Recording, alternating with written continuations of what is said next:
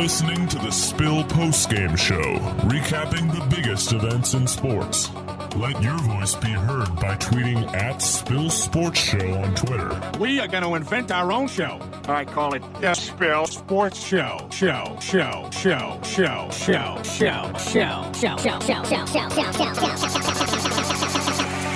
Chalmers for the tie. Got it in 2 seconds.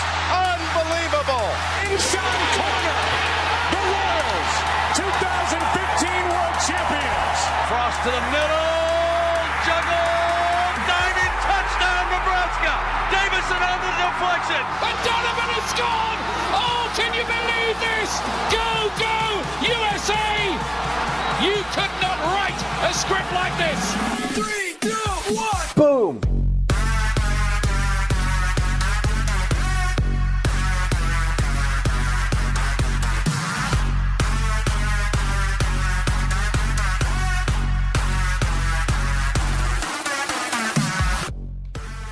Welcome in. You're listening to the Spill Postgame Show.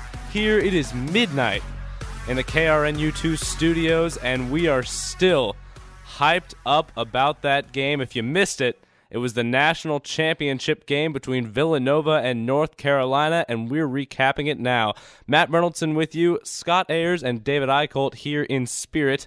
They've got this thing called homework they got to do. I don't understand what that's all about, but they did catch, along with the rest of the nation, one of the craziest finishes in the history of not just college basketball, of sports. And after 3 kind of dud rounds in the last 3 rounds of the NCAA tournament, the final showed up and came into play. What a big ending to how it was, and you're going to listen to it here on Villanova Radio. Here's the Villanova Radio call of the final play of the national championship game. Arcidiacono. Ball in his hand. Arcidiacono for Jenkins for the win. Yeah!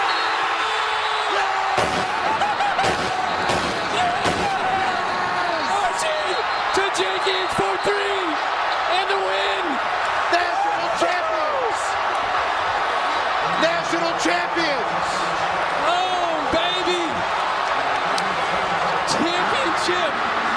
First in 31 years. Nice job.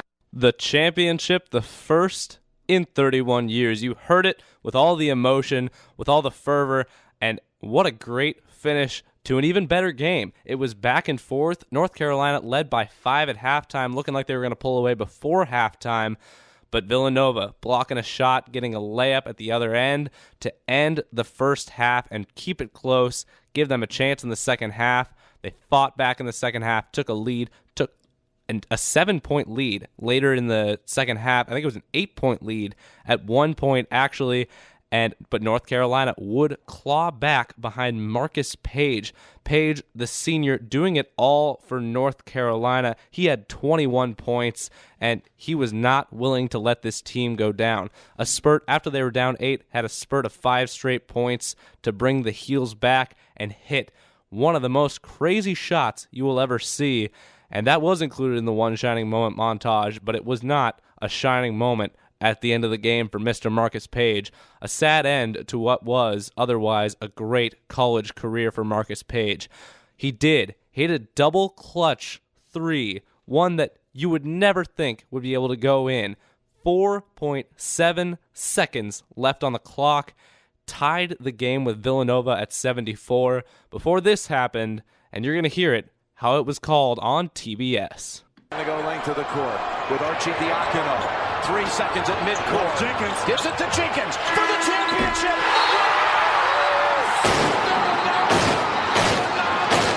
The national champions with Jenkins hitting the winner at the buzzer.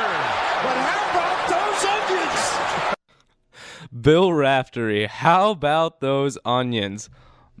Man, what a finish. I still can't get over that. I was going nuts when I saw that game winner, and it reminds you of some of the greatest finishes of all time. I was having some conversations on Twitter following the game, and you look at, is this the best championship performance of all time? You bring up something like the Super Bowl a few years ago between the Pats and the Giants, Eli Manning leading the Giants to that win over Tom Brady and the Patriots. Then you bring up the 2008 National Championship in college basketball, where Mario Chalmers hits the three with 2 seconds left to tie the game and send it into overtime against Memphis, the cold free throw shooting Memphis. But there was a difference in this game.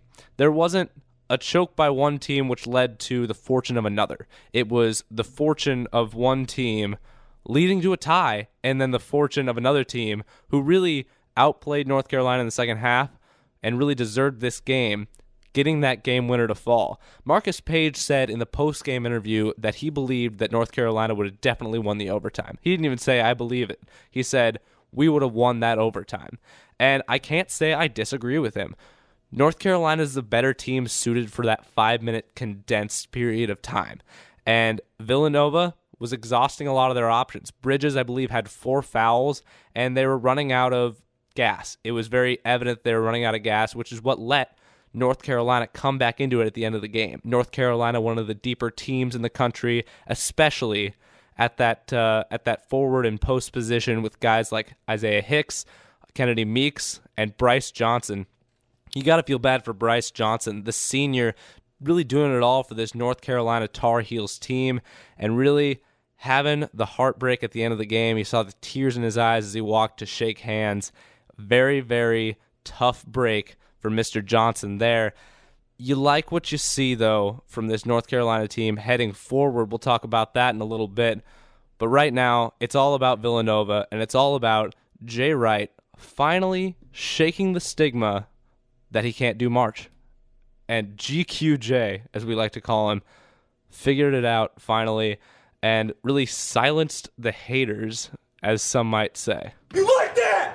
You like that? Jay Wright likes that, and he likes the performance from his team. Only playing 10 guys tonight.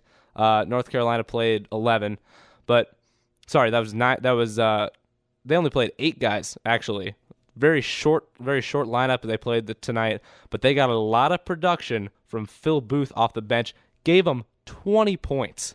He and Ryan Arcidiacono was named the most outstanding player of the tournament and the Final Four, and they both put on a show. Arcidiacono putting in 37 of the 40 minutes in the game and giving Jay Wright everything he had. What a story from Arcidiacono. Growing up a Philadelphia guy, growing up being a huge Villanova fan, always his parents graduated from Villanova, always giving his all to this program as a fan, and now for 4 years he's given it all to this program as a player. And what an impressive performance from Ryan Arcidiacono, the game-winning assist, as you heard on those radio calls earlier. He went 6 of 9, didn't have a high volume of shots. None of the Villanova Wildcats had a really high volume of shots. Kris Jenkins, who hit the game winner, shot 11, but that was the only Villanova player in double figures of shot taking. Jenkins finished with 14 points and 2 rebounds, so not a huge stat line for him, but he will go down in history with one of the greatest shots in the history of sports. What a shot. And what a player from him. There was a time during the second half where the shot clock was winding down. He looked to pass it. I think he looked to 3 different lanes to pass it. Ended up taking and popping the shot. And when he made that, you knew this was Villanova's night. Josh Hart had a couple of those at the end of the shot clock. The turnaround, fadeaway jumper that just happened to fall. The little teardrop that let you know again it was Villanova's night. And then Ryan Arcidiacono spinning around in the lane, hitting a little fadeaway. It seemed like everything was going down for this Villanova team. It's interesting to look at because when you think about the best shooting performances in NCAA tournament history, this 2016 Villanova run now has to come to mind. Shooting 71% in the final 4 game against Oklahoma, shooting 57%. Sorry, that's 58% tonight against North Carolina, and they've shot well all tournament. And people asked, when is that going to run out? Well, it ran out against Kansas. They didn't shoot very well against Kansas. They didn't have to, because they relied on their defense. What do we always say? Defense wins championships. What was Villanova exceptional at? Defense this year. 4th in the nation in defense in the regular season, stepped it up when they needed to, and they had a mid-range game, and they had an underneath game that worked so well. Bringing it home a little bit, Nebraska played at Villanova in December. Nebraska was in the lead in that game and let it go. Why did they lose that game? Well, at that time we thought it was because Ochefu just dominated underneath. But then we realized this Villanova team is elite. Nebraska played a few elite teams this year, in the likes of Michigan State and Maryland, did beat Michigan State. So we know Nebraska can do it next year, but we're going to keep the focus on Villanova for tonight. Elite jump shooting team, hit every shot when they needed to hit it. 76% on their free throws, 57% on their three-pointers. Played solid all the way through and really didn't let Bryce Johnson work with the high-low postgame. There was a tweet from Jared Solinger, the Celtics forward, who was watching the game tonight. He tweeted that, hey, the high-low is open all night. North Carolina's not using it. Bryce Johnson's an elite talent. They need to use it. Well, here's the problem with that. When Villanova has such active hands and is keeping the North Carolina guards from using those passing lanes, from seeing the passing lanes, getting the ball inside on those bounce passes, on those easy entries, then that's what stops that high-low game from happening. You saw Britt get frustrated. You saw Joel Berry get frustrated, at least in the passing game. He had a fantastic game offensively. Joel Berry, just a freshman, he had 20 points for the Tar Heels and played 37 minutes, leading all Tar Heels in number of minutes. He is a true freshman, so he will be back. No NBA for him next year. We might see him after the next year leave for the big leagues. But they weren't able, Joel Berry, Marcus Page, and Nate Britt weren't able to get those easy entry passes to their elite forwards, and those forwards play off the guards. Look, let me compare this to a team like Purdue. Purdue found their ceiling because they have amazing forwards, but they had no guards to work with. North Carolina, I guess, found their ceiling tonight. You look at a guy like Marcus Page, who carried this team, but they found their ceiling tonight because they couldn't find the passing lanes to the forwards, and that was the problem with this North Carolina team tonight. All credit to Villanova here, though. Villanova played the passing lanes extremely well. Ryan Arcidiacono, as always, lights out defense, and very, very impressive performance from the Villanova Wildcats. You knew North Carolina was going to score. North Carolina is a great scoring team. It's very, very hard to get out of the water against North Carolina. And, Bryce Johnson got his points. Marcus Page made his shots. They got their putbacks. They got their rebounds. But one thing that I was really interested in watching was North Carolina, not a huge box-out team, big jumping, pull it down, grab the rebound type team. And that proved to be kind of a tough point for them tonight, because a lot of fouls were called when they were trying to get the rebounds, and they were just flailing all over the place. They fouled Villanova on the way down because Villanova wanted to box out because they knew, we're not going to out-jump this North Carolina team. It's like when I was playing middle school basketball, and I was being taught how to rebound. And we were playing against these bigger, more athletic teams. Often they were older. And so our coaches said, how are you going to play against these teams? How are you going to rebound against these teams? You're not bigger than them. You're not going to out-jump them. What do? You box them out. And that's what Villanova did tonight. That's what Villanova did all tournament. And that's what guys like senior Daniel Ochefu made a living on in this tournament, in this season. And that's what made him an elite big man for this Villanova team. He may not do a bunch in the pros. He's kind of undersized to be a 5-man in the pros. We'll see what he can maybe do as a 4. But he is an elite, for a big man, he is an elite ball handler. So we'll see what he can do in the pros if he decides to go. But he will always remember the contribution he made to this Villanova team in this tournament, in this championship game, and for these memories, because this is what college basketball is all about. Who gave Villanova that much of a chance to get out of Kansas's region? Not that many. They beat the two best teams to win the national championship. That's what you do if you're a championship team. That's what the great teams like Connecticut a few years ago when they were a 3 seed. They were the 5 seed in their own Big East tournament. Kemba Walker carried them to a national championship. That's what the great teams do. It's what Duke did last year, beating all the great teams to win it all.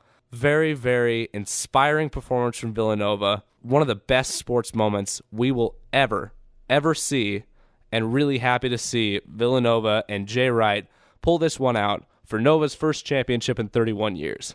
We'll be back next to break down a little bit more of the national championship game. You're listening to the Spill Postgame Show on KRNU2. Stay with us. I'm feeling like I want to rage right now. You're listening to the Spill Postgame Show, recapping the biggest events in sports. Let your voice be heard by tweeting at Spill Sports Show on Twitter. We are going to invent our own show. I call it the Spill Sports Show.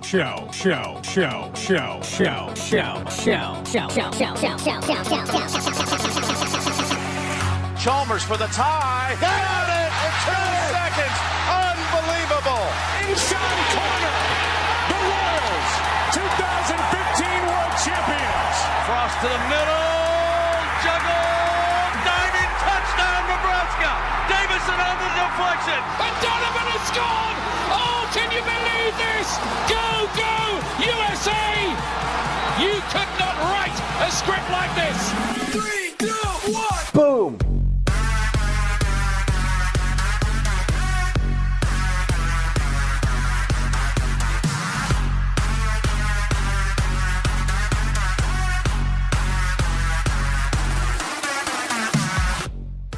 Welcome back.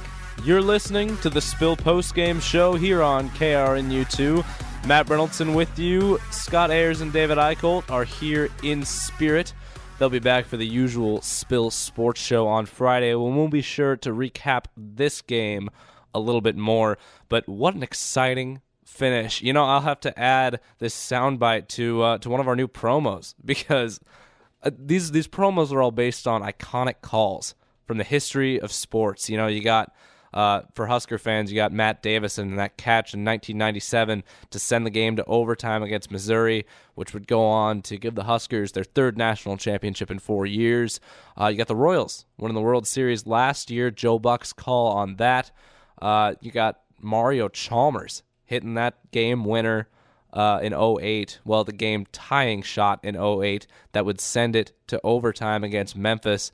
And you got USA beating Algeria with Landon Donovan's goal in the World Cup, and an amazing call on that as well. And we're going to have to add probably this call or the TBS call to it as well. Here is, once again, the Villanova radio call for the game winner in the national championship game. Arcidiacono, ball in his hand. Arcidiacono for Jenkins for the win. Yeah!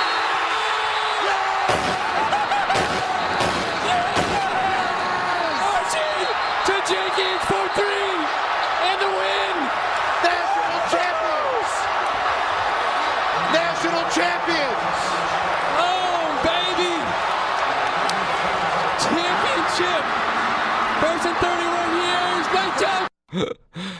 You know, that'll never get old. I think I'll wake up to that. I think that'll be my alarm this morning. During the break, I was checking out the New York Times and an article by Zach Schonbrun. And you know, New York Times, not usually known for sports, but I really like to read the sports section and the sports articles, especially online in the New York Times, because I think they had definitely some of the most amazing writers in the world.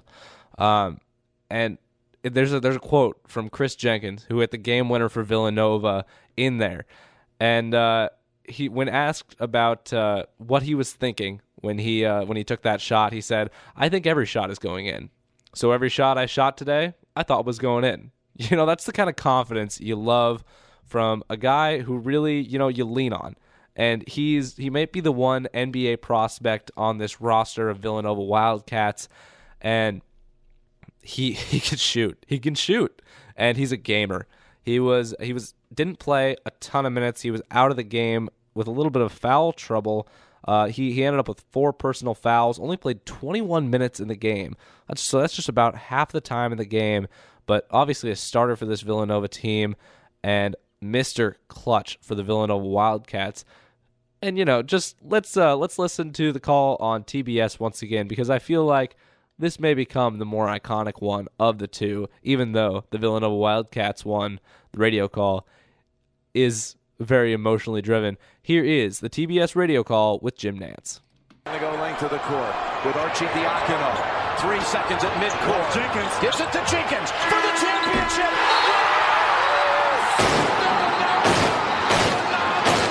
The national champions with Jenkins hitting the winner at the buzzer. But how about those onions? And when you hear Jim Nantz call the Masters on Saturday and Sunday, you're not gonna think of the Villanova excitement radio call game-winning shot. You're gonna think of the beautiful greens down at Augusta National. But this has been one of the greatest sporting events you will ever see in your life. I'm gonna go back to the New York Times article for a little bit. In case you want to check it out, it's called Ball Flies, Horn Blares, Villanova Reigns by Zach Schonbrun. It's his gamer, Zach Schonbrun. It's his gamer on the Villanova North Carolina National Championship game for tonight. It's on the New York Times website. I encourage you to check it out. But he's painting a picture. It says Villanova coach Jay Wright presses the button each time he enters the building. The music has echoed in the ears of fans for him for 31 years. It lasted the benchmark of athletic achievement for a small Catholic college from the suburbs of Philadelphia. But now there are 2, and this is referencing the song One Shining Moment. The second one arrived on a buzzer-beating shot by Kris Jenkins, whose three-pointer as time expired ended an instant classic at NRG Stadium on Monday night, stunning North Carolina 77-74 and delivering Villanova its first national title in men's basketball since the Miracle Team of 1985 won as an 8 seed. My parents tell me stories all the time about that 1985 national championship where Villanova shot 72% or something crazy like that and upset number 1 seeded Georgetown. And it was they said that was the most amazing night because my second oldest sister was born. And she had a birthday a couple days ago, April 1st, April Fool's baby. Shout out to Amy. But my dad, while my mom was in labor, my dad was watching the Villanova-Georgetown game. And he was as stunned as the rest of the nation was because it was one of the most amazing upsets of all time. And it may not have been as much of an upset tonight, but I guarantee you the feeling is close to the same for this Villanova Wildcats team. The old coach and guarantee you some players from that 1985 team were in the building tonight to witness it. You know who else was in the building tonight? A North Carolina legend, Michael Jordan, who was probably the subject of several 1,000 million memes following the championship game tonight, because obviously the Jordan crying meme, it's all over Twitter. If you haven't seen it, just go on the internet for 10 seconds and you'll more than likely find it. But Michael Jordan was in the building tonight, obviously the greatest basketball player of all time. That's, I guess, subject to conversation, but I don't know with who, because I think that's fairly obvious. He was on that 1982 North Carolina National Championship team, hit a game winner for that team, and watched Kris Jenkins sink his Tar Heels. And there was no crying Jordan in real life tonight. It was, wow. Jordan smiled and said, wow, what a guy, what a shot, what a gamer. You could almost read his lips. He was so impressed with what Jenkins did. And obviously the camera went straight to Jordan right away. It's not hard to find Big Mike in a stadium like that, especially when there's 10,000 cameras looking for him. But camera went straight to him, and instead of falling down and losing it and looking sad and everything like that. He shook his head with a smile on his face, and he said, "Wow, that was a great shot." And I guess that's the ultimate validation to get that seal of approval from Michael Jordan. Villanova figured out what they needed to do to beat North Carolina tonight, and that was based on defense and smart shot selection. It was a great game plan to beat North Carolina tonight, and we're going to look at North Carolina's tournament run a little bit and how they ended up beating these teams and what changed here against Villanova.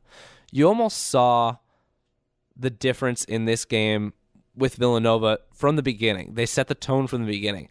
So watch North Carolina's run throughout the tournament, from beating Florida Gulf Coast in the first round, Providence in the second round, Indiana in the third round. Then there was Notre Dame in the Elite Eight and Syracuse in the Final Four. What happened in all of those games? North Carolina used a run to put the game out of reach. What happened tonight? North Carolina had a run at the end of the first half. They went 7 for 9 from 3-point in the first half. So what changed that? Well, Villanova didn't give up. Villanova didn't let the momentum get away from them at the end of the first half. And every time North Carolina threatened to make a run, Villanova out-hustled them to the next ball. It was to the blocked shot. It was Villanova saying, "You think you're more athletic than us. You think you're better than us, but you're not." And it was a really inspired performance from Villanova to quell those runs each time. You saw Syracuse do it in the second half of that game. They got dominated for probably 25 minutes of that game, then they were back and forth for the last 15 minutes in that Final Four matchup with North Carolina. North Carolina already knew they had a lead and kept matching everything Syracuse did, so Syracuse was never able to pull back within enough points to make it a close game. I think the closest they got was 7 or 8, something like that. They were hyped about it, neat, as they should have been. It was a great run to pull them within striking distance of North Carolina. But North Carolina was too good to let that game slip away. Well, how did they get that far ahead in the first place? They had one of their patented runs. What happened when they tried to go on a run against Villanova? They did a little bit, but then the Villanova defense clamped down. This was the best defense North Carolina has seen since maybe midseason. Don't give me Virginia in the ACC championship game. That Virginia defense didn't hold a candle to this Villanova defense, and I will tell you why. Villanova has 10 times better on-ball defense than Virginia has ever had. And I know Virginia is lauded always, every year, as Tony Bennett's star-studded defense, and they pride themselves on defense and playing boring basketball and everything like that. Some people call it boring basketball. I just call it, solid defensive play. And yes, Virginia's a great defensive team. They don't hold a candle to the on-ball defense of this Villanova team. Well, you got Ryan Arcidiacono. You make one mistake with a cross dribble, you make one mistake going right when you should have gone left, Arcidiacono will steal that ball away. You make a stupid pass into the lane, that ball's getting stolen away. You throw up one shot, you're not getting that rebound. Offensive rebounds tonight, North Carolina didn't have it. North Carolina had 14 offensive rebounds, and they average a lot more than that. And, that seems like a big number for a normal team, I know Nebraska here would relish at the opportunity to grab 14 offensive rebounds in a game. Well, sometimes it's you get what you can on the glass, and a lot of those were possessions where they may have got the rebound, but they came up empty. One time they didn't come up empty though was at the end of the game when Marcus Page was really trying to will this Tar Heels team back into it, and he went up for a layup. Got blocked. The layup still went up, came down in the Villanova guy's hands. Page ripped it out and went up for a layup, put it within a 1-point game. Page single-handedly leading this team back. I mentioned it in the last, the last segment. Marcus Page wanted this team to win so badly as a senior, and he's been riddled by injuries. He's been there a long time, and he's really the face of this program. David mentioned it last Friday on the Spill Sports Show here, and Matt Hardesty mentioned it Friday as well. Marcus Paige is the face of this program, and he played like it tonight. And he willed this team back from the dead, from where nobody thought they could come back.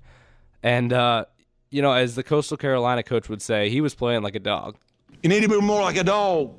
We don't need a bunch of cats in here looking in the mirror. Do I look good? I got my extra bands on. I got my other shoes on.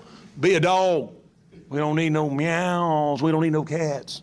But the Cats won tonight. Sorry, coach.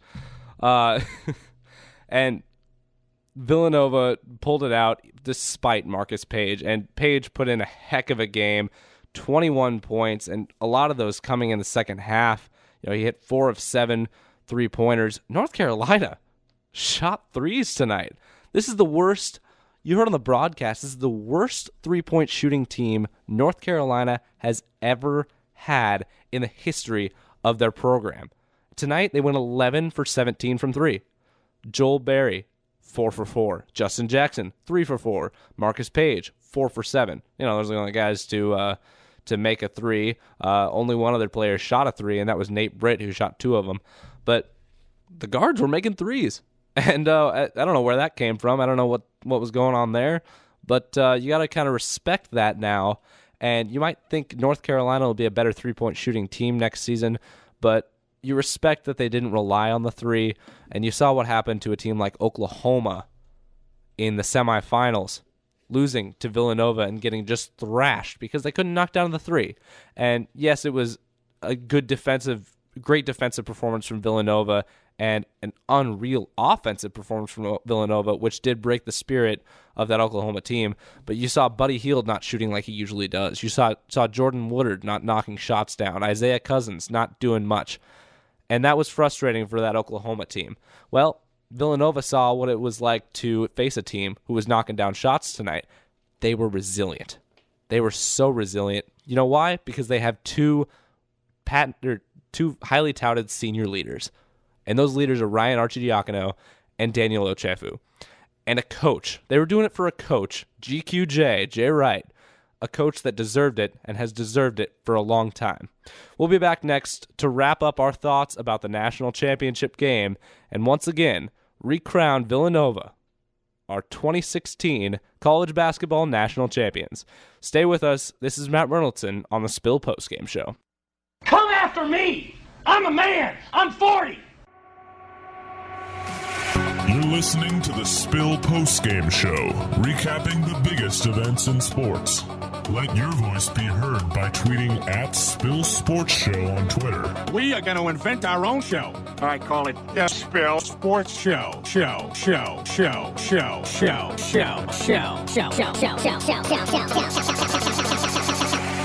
Chalmers for the tie. Got it in 2 seconds. Unbelievable. Inside corner. The Royals, 2015 World Champions. Cross to the middle. Juggle.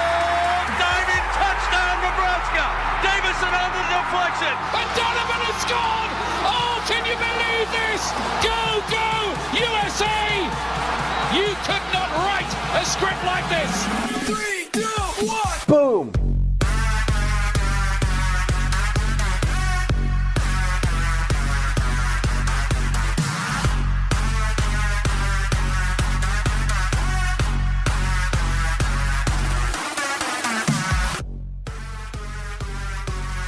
Welcome back to the final segment. You're listening to the Spill Postgame Show on KRNU2. Matt Reynoldson with you. David Eicholt and Scott Ayers are here in spirit, my comrades on the Spill Sports Show every Friday from 1 to 3 here on KRNU2. Right now, I'm recapping the national championship victory from the Villanova Wildcats, and it couldn't have ended in a more exciting way, with Marcus Paige hitting a circus 3 with 4.7 seconds left to tie the game at 74. It was a prayer. Nobody thought it would go in, and North Carolina players fell all over the bench, fell all over everybody and each other, and North Carolina fans went nuts because that was the prayer they needed. It seemed like an omen almost. It seemed like, hey, the basketball gods want us to win tonight if that shot was to go in. At least the basketball gods were favoring Marcus Paige. But then you look at a perfectly executed game winner play. It looked like, I'm going to make a stupid reference here, but it looked like kind of a similar play to something that happened my sister's junior year in high school. They were playing at the state basketball tournament here in Nebraska, and they were down 2 points I went to Lincoln East, and they were down 2 points to a team from Omaha West Side. One of the players passed it to a girl named Sarah. Sarah faded away at the 3-point line and hit the shot at the buzzer to give East the win by 1. And it was almost kind of like that. It was a long time ago in my memory. It was probably 12 years ago, but it almost looked like the same type of picture of a play. And it'll always go down in history as one of the greatest shots, one of the greatest games we will ever see in sports history. Here is maybe the final time this year. Here's one last sign-off for the March Madness theme.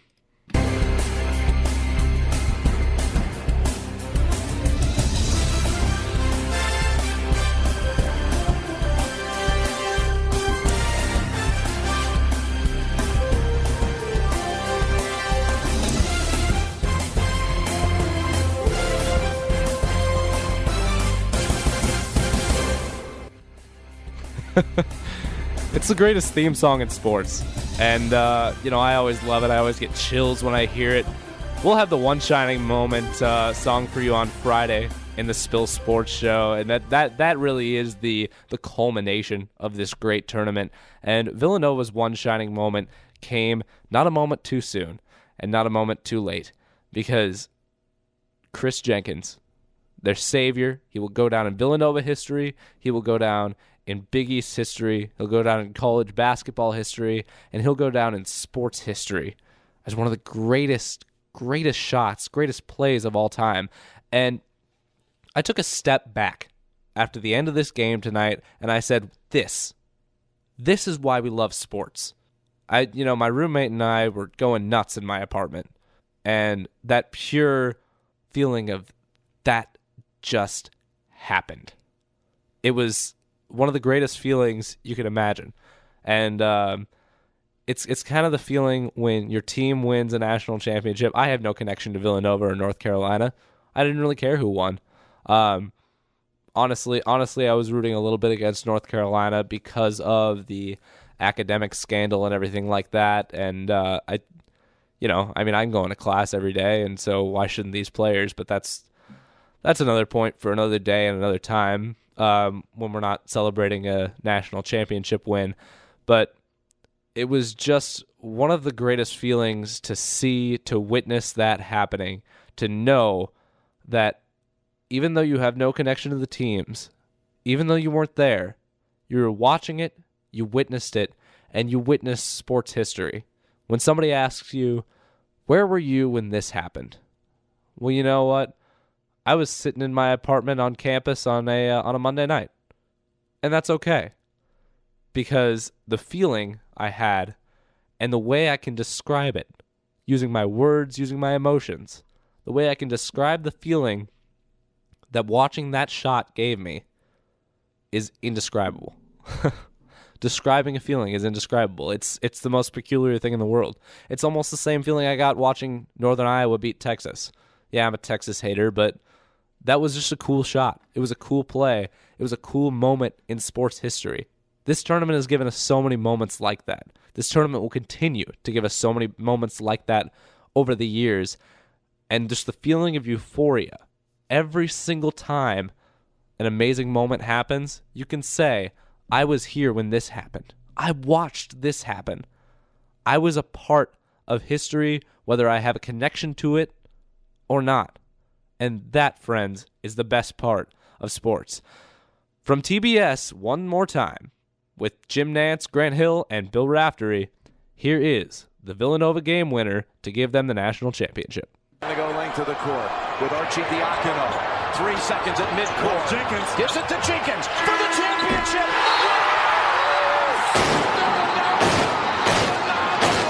The national champions with Jenkins hitting the winner at the buzzer.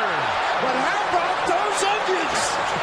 onions one more time, folks. One more time for the 2016 season, and one more time for a memorable look back on this incredible season and this incredible tournament run.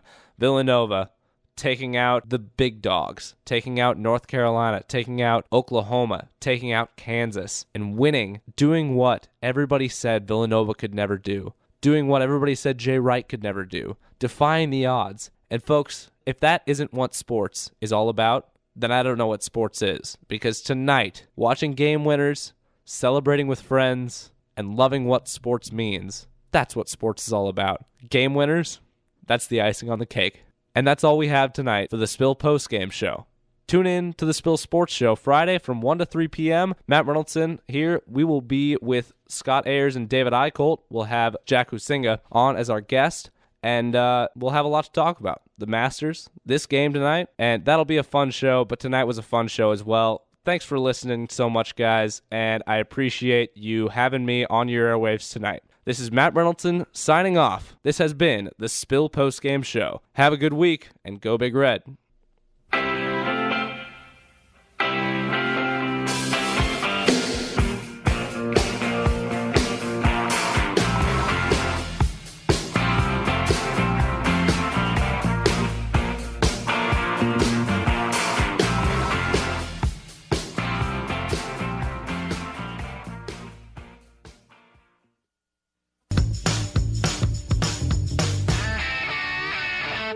The Spill Sports Show with Matt Reynoldson, David Eicholt, and Scott Ayers. Never miss a show again.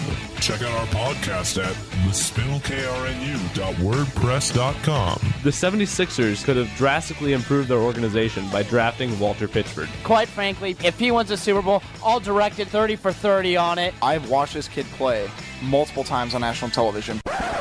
You like watching kids, David? Dude, I like watching, I love basketball. Excuse me. The Spill Sports Show, every Friday from 1 to 3 on KRNU2.